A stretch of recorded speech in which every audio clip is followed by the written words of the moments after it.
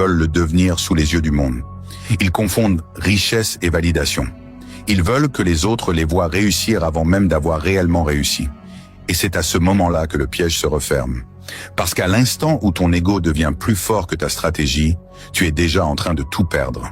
Machiavel l'avait compris. Le pouvoir se construit dans l'ombre, mais se détruit dans la lumière.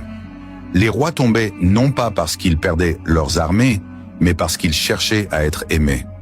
Toi aussi, tu tomberas si tu cherches à être compris par ceux qui n'ont jamais rien compris à la richesse. Tu dois apprendre à être invisible, non pas par peur, mais par puissance. Être invisible, c'est être insaisissable. Quand les autres essaient de te cerner, tu as déjà bougé. Tu n'appartiens à aucun groupe, à aucune idéologie, à aucun camp. Tu es une force libre, un esprit souverain, un joueur silencieux du grand jeu de la domination économique. Regarde autour de toi. Le monde s'effondre, mais certains s'enrichissent. Les masses paniquent, mais certains sourient. Les lois changent, mais certains prospèrent toujours. Pourquoi? Parce qu'ils ne cherchent pas la vérité. Ils cherchent l'opportunité. Et quand tout le monde regarde dans une direction, ils avancent dans l'autre.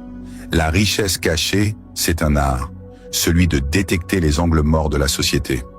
Là où tout le monde dort, tu construis. Là où les autres doutent, tu avances. Là où ils dépensent, tu investis. Machiavel aurait dit « L'intelligence du renard vaut mieux que la force du lion ». Et c'est vrai. Aujourd'hui, l'économie récompense ceux qui comprennent le comportement humain, pas ceux qui transpirent pour un salaire. Le pauvre travaille pour l'argent. Le riche fait travailler l'argent pour lui.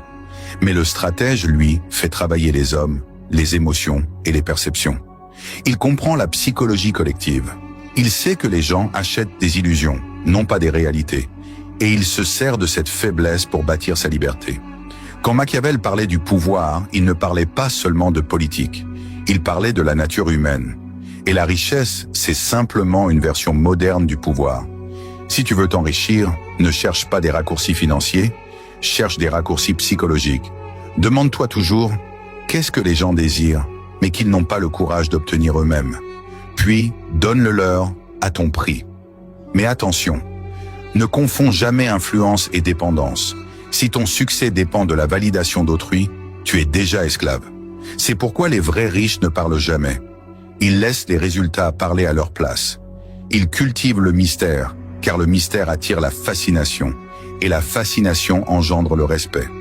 Rappelle-toi ceci, les gens méprisent ce qu'ils comprennent. Ils respectent ce qu'ils ne peuvent pas déchiffrer. Si tu veux être intouchable, ne sois pas clair.